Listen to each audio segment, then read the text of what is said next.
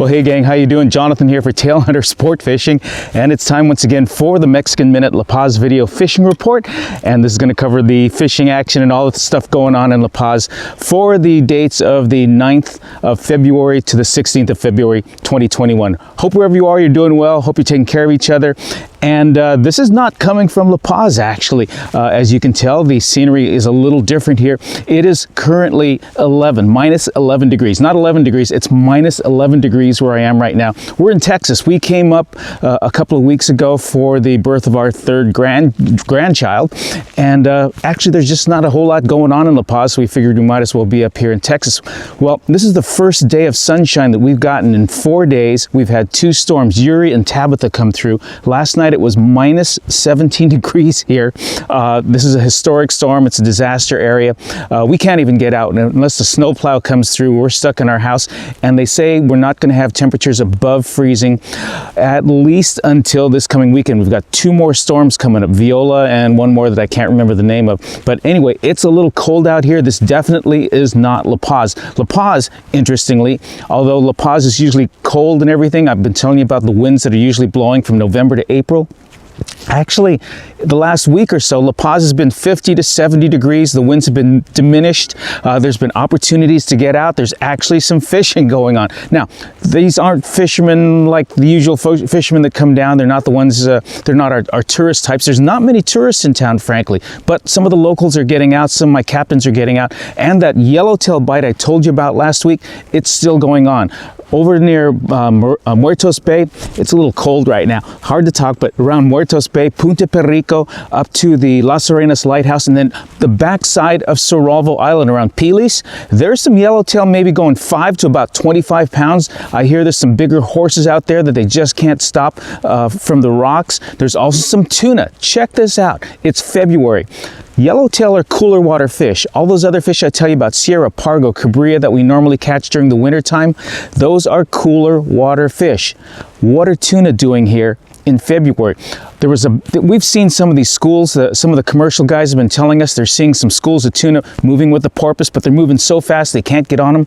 Well, one of the commercial guys got 100-pound tuna at the north end of Soralvo Island. And then over by the yellowtail spot near Punta Perico, and I'm not talking about way out in the middle of the ocean, I'm talking about in the channel between Soralvo Island and Punta Perico, Punta Arenas, maybe only 20 to 50 yards offshore, some 20 to 30-pound tuna have shown up.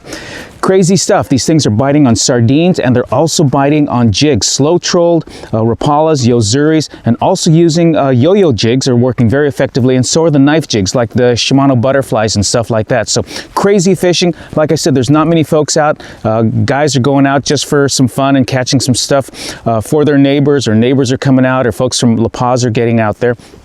And just catching some food for dinner. You know, there's not much going on, like I said. A couple things going on in La Paz I need to tell you about. They have opened the Malecon. Now, we've had the Malecon technically open since last June, but one side of the Malecon has been closed. The beach side, interestingly, for COVID purposes. The beach side has been closed. You could only walk on the inside. You know, if you know where Tailhunter Restaurant is, you could only walk on the inside part of the Malecon. Well, they've opened up the entire Malecon now, so you can be on both sides, but they're going to monitor that very, very carefully, of course, for COVID. And the other good news that we heard about is that they've opened up the testing facility for COVID at the La Paz airport. They've got one in Cabo San Lucas at the Cabo airport. They just opened up the one at the La Paz airport, so that's good news. In case you hadn't heard, the CDC, as of the 26th of January, said that everyone flying into the United States must have a negative COVID test, and it can't be older than 72 hours, 3 days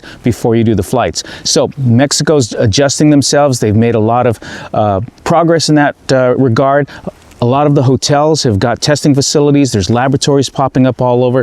And like I said, the airports have now got the testing facilities. So it's really easy. It takes about 15 minutes, costs about, I think, $22 to $23 to get it. You get a result in about an hour. It's either on your cell phone or it's a printed report. So that's good news. Anyway, I'm really cold.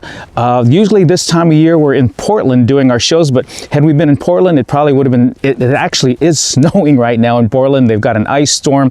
We might have even been closed out. Had we been in Portland, we'd be stuck in our hotel rooms, and I'd still be doing a report from the snow. So anyway, it's cold. I'm going to get back inside where it's a little warmer. Wherever you are, hope you're doing well. Hope you're a little warmer than we are. And this is Jonathan for the Mexican Minute La Paz Video Fishing Report. You take care of each other, and God bless.